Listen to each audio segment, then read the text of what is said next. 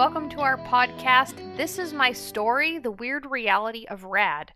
This podcast is brought to you by the RADish Ranch, and I'm your host, Karen Poitras. Today's episode is our very first episode, and it's titled, Let's Talk About Reactive Attachment Disorder. This episode is about 20 minutes, and we hope you enjoy it.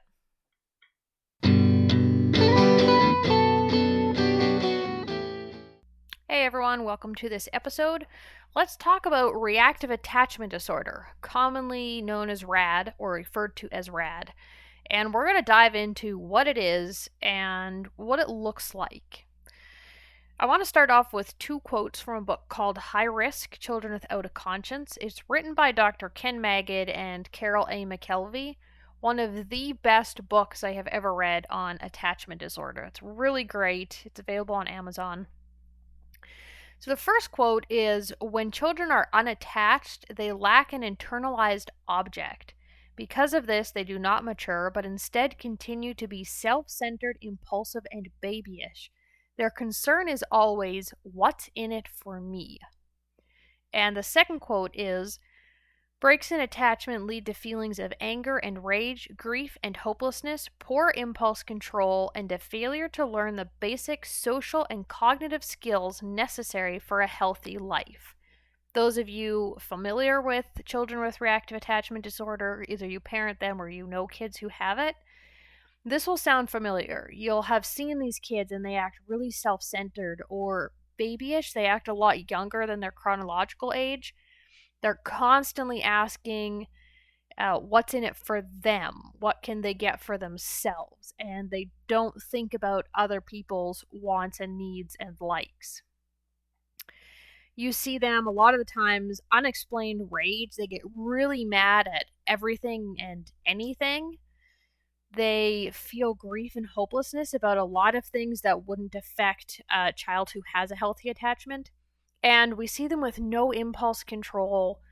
They have no social skills. They don't know how to interact appropriately or properly with other kids or with adults. And their cognitive skills are far behind those of kids, attached kids their age. So these probably sound familiar to you, and we're going to talk about why our kids are like this. So the first thing is we're going to talk about kind of what the requirements are to have a diagnosis of RAD. So to get that diagnosis, a child has to have experienced at least one of the risk factors. That's from between conception to about their third birthday in those first 3 years of life. And they have to exhibit half or more of the symptoms. And as you're listening to this, if you keep thinking, oh, my child does that and this and this and this and this and this and this, and they seem to check all the boxes, you do want to consult with a therapist as quickly as you can. Find one who is trained in trauma and attachment so they can help you with that. And you can also check out our website, theradishranch.org, and we have some great therapeutic services and treatment options available. All right, so let's hop into the risk factors. There are 11 of them, and a lot of them go together. So we don't often just have one risk factor. There's often 2 or 3 that go hand in hand. So we're just going to quickly go through these here, and remember, these have to be experienced between conception and about the child's third birthday.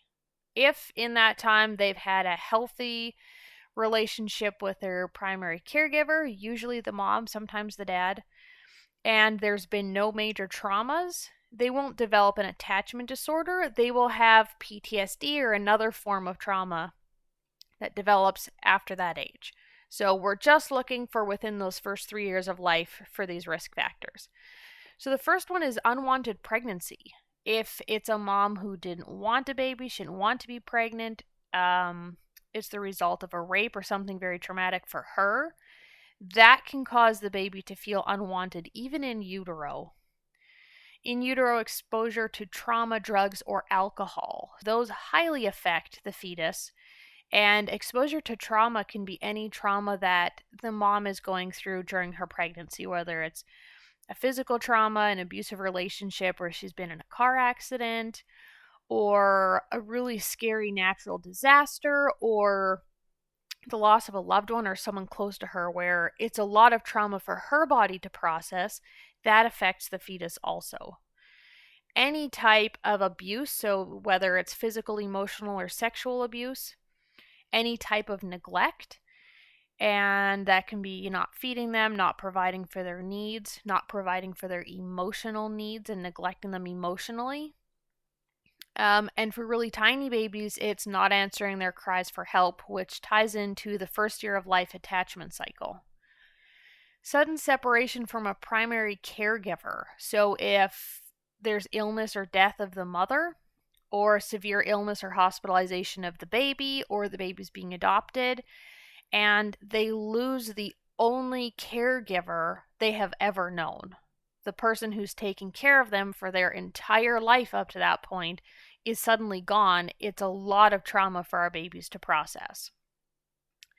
Ongoing pain, so something such as colic, many ear infections, hernias, where it's pain that a parent can't immediately take away.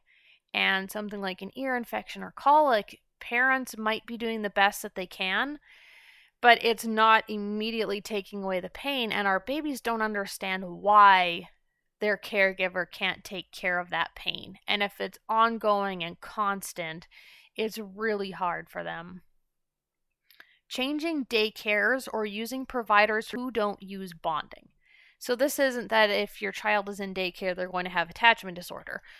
This is if in those really early years, a baby is sent to multiple different daycares or has multiple different providers, and they don't know who their primary caregiver is. There have been so many people that they don't think they can trust anyone because that person's going to leave.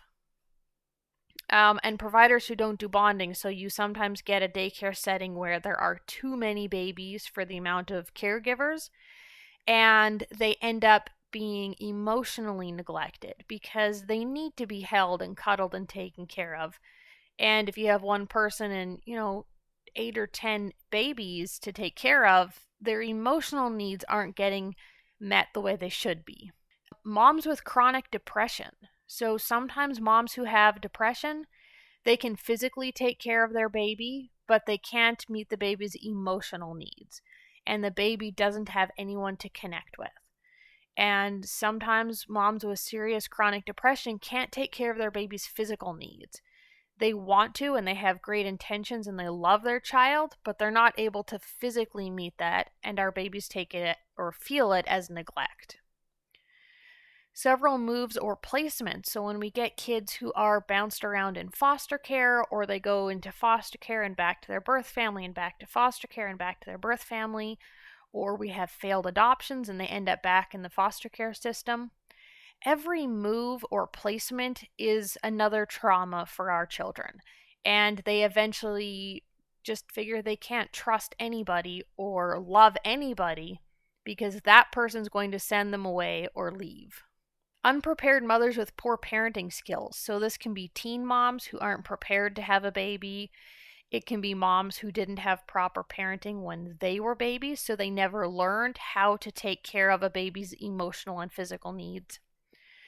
And caring for a baby on a time schedule or other parent-centered parenting. So when you use a parenting program that doesn't focus on the baby's needs, but rather on the parent's needs. And this is in those really early first couple of years, especially when we have babies who have any of these other risk factors. It's really important that we use that first year of life attachment cycle and care for the baby according to their needs and not a timed schedule that might be ignoring what the baby needs at that time. Okay, behavior symptoms for kids, and this is for about ages 5 to 12. Some 3 or 4-year-olds will fit into these, so you have to go according to what your child is like.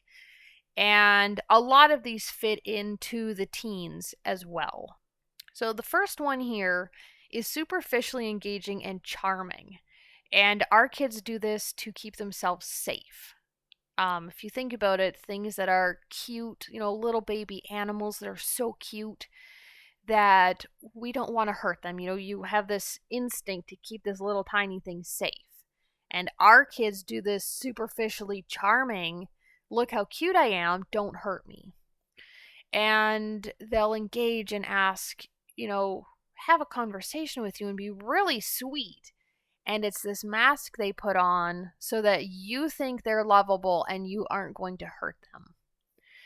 Lack of eye contact on parents' terms. Our kids are afraid of looking into their parents' eyes and seeing love because in their past experience, love has hurt them.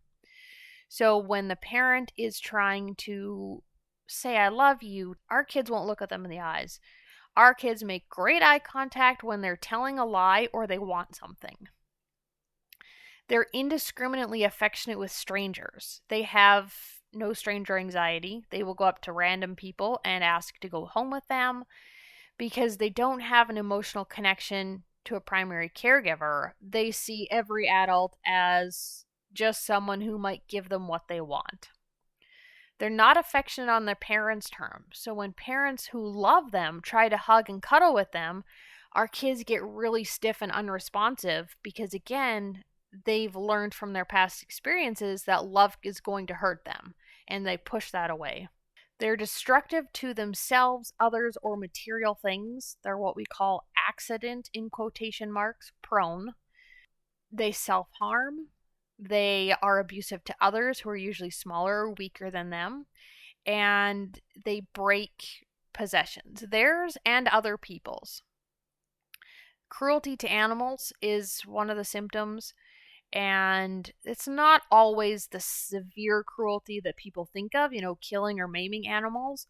But it's also the little things. If they're in charge of giving the dog water and they don't, and they let the dog go thirsty, or they, go to pet the animal and they whack it on the head and pull the tail at the end. Lying about the obvious, we call it crazy lying. And you can see them steal a piece of candy and eat it and throw the wrapper on the floor. And you ask them, did you steal that candy? And they'll say no. They'll look you straight in the eye and have the most convincing, no, I didn't steal any candy. And they lie because they use it as what we call an IQ test for the adult. Are you smart enough to figure out I'm lying? Because if we as the adults or the mom or dad as a caregiver aren't smart enough to figure that out, our kids aren't going to feel safe.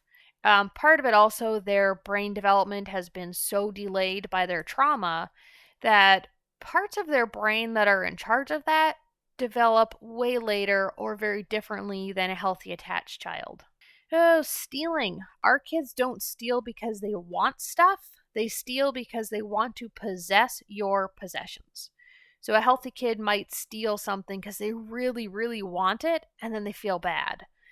Our kids steal to prove to themselves that they are smarter and better than you are. So often if they steal things, they throw them out, leave them lying around, and if you don't notice, they'll often tell you so that they can gloat over how much smarter they are than you. So they don't steal because they want stuff, they want to possess your possessions.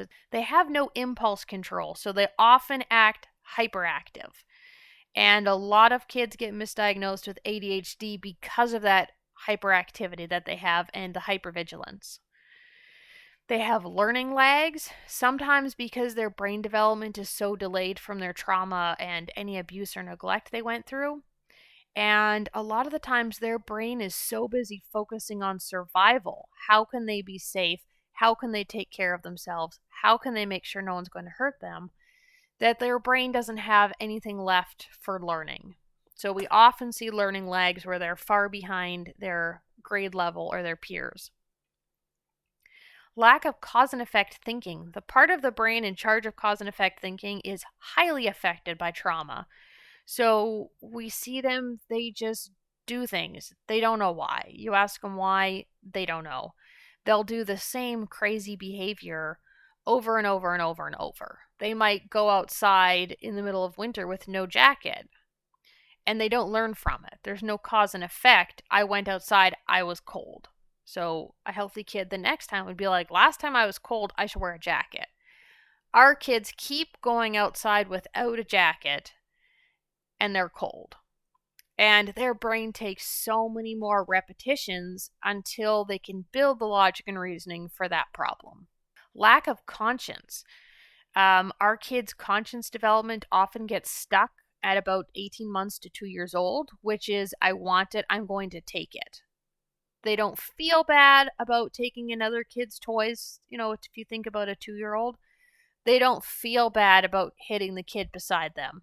And our kids get stuck in that level of conscience development. So you see kids who are 8 or 12 or 15 steal things or lie or hurt someone, and they don't feel bad. Their conscience hasn't developed to their age appropriate level.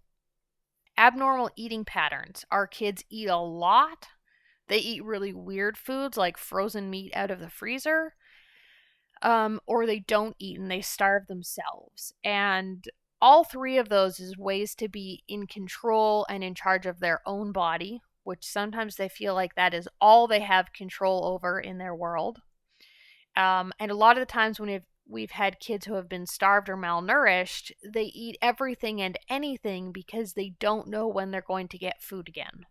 Poor peer relationships. Our kids don't usually have friends who are their age, friends who will stick around for any length of time, because they don't have social skills. They don't have empathy or attachment or conscience development to know how to be appropriate with friends their age and to have that give and take relationship that you need to keep friends. The next two are preoccupation with fire and preoccupation with blood and gore. And these are often the power that they feel from these kinds of things, and they're fascinated with these things from the dark side. Persistent nonsense, questions, and chatter. Healthy kids talk and chatter. Our kids do it at a whole different level. They talk and talk and talk and talk and talk. They don't stop when they're asked to. They don't stop, when it's inappropriate to be chatting. And they usually, they talk about nothing. And they're not having a conversation. They don't really care if you answer or not. They do it for several reasons. They want to push people away because they're afraid of love. So if they just talk and talk and talk, people get annoyed and leave. And our kids hope that their parents will. And some of our kids do it because they feel so lonely. They know they're lonely and they need other people, but it's so scary for them. So they feel lonely and they feel like if they talk, they're not so alone. And then our kids who have PTSD and severe trauma, the trauma memories are stored on the right side of the brain and language is on the left. And so if they talk and talk and talk and talk, they can activate that side of their brain and shut down the trauma memories so they don't have to think about it. They ask ridiculous questions that they already know the answer to. So if you put down a bowl of soup in front of them, they'll ask you, what are we having for lunch? They might be standing outside in the rain and ask, is it raining? Inappropriately demanding and clingy. So they will demand attention or cling to their parents at really inappropriate times, like when the parents are trying to leave somewhere, or it's bedtime, or mom is busy doing something. And they might be inappropriately clingy in a sexual manner if they have experienced sexual abuse in their younger years. Abnormal speech patterns. So they talk really quietly, they mumble so you can't understand them, they pretend they don't hear you and ask why all the time. And again, they do it to try and be in control. They're fighting so hard to stay in control of their world that they do all of these crazy behaviors to get people to do things their way so that they don't have to grow and change and start to trust. Triangulation of adults is a big one, and they do what we call divide and conquer. So if there's two adults working together to help this child, our kids feel threatened because that's so much love and power coming at them. So they divide and conquer, so they will act very differently to one adult than they do to the other. Sometimes it's mom and dad, sometimes it's grandma or the babysitter or the teacher. And they get the parents on different pages and arguing about treatment. And when parents do that, they're not focused on helping or healing this child. And then our kids feel that they're safe. False allegations of abuse. Our kids do this a lot. It can be with little things. They will go to school and say that they've got this bruise because mom hit them. And our kids self-harm. So they will have, a lot of the times, done that bruise themselves, either hitting themselves or purposely banging into a wall. Loving moms can pack their kids' lunches for school. Our kids will throw them out and then tell the teacher that their mom doesn't feed them. Presumptive entitlement issues. Our kids believe they deserve to have everything they want, when they want it, how they want it. We call this the big ego. Our kids have this big, huge ego where they think they're better, smarter, and bigger than everybody around them, any adult. But it comes from a place of no self-esteem. And a big sign that there's a child with attachment disorder is that the parents appear hostile and angry. And you see them sometimes, the parents, you look at them and you wonder why this parent is so angry, because we're seeing this superficially engaging and charming child. And the parents are so exhausted, they're angry that other people don't see how their child really is behaving. And they're at a loss as to how to help this child or what kind of treatment to get. So when we see parents who are hostile and angry, it's often a big sign that there are things going on at home that we don't see.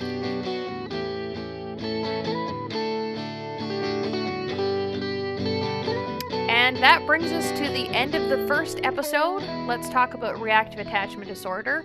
Thank you for being with us here today and listening to our podcast. Be sure that you are subscribed to our YouTube channel so you can find out when we release our next episode. Be sure to turn on the notifications so you get an email straight to your inbox about that. You can also follow us on social media to find out when our podcast is going to be released and all the great information that we have about programs and parenting tips and treatment plans that we have. So you can connect with us on Facebook and Instagram. Just search for the RADish Ranch. You can also head over to our website, www.theradishranch.org, and sign up for our monthly newsletter and see all of our services and treatment plans that we offer on there. So this episode has been great. I'm Karen Poitras. We will see you next week. Stay awesome.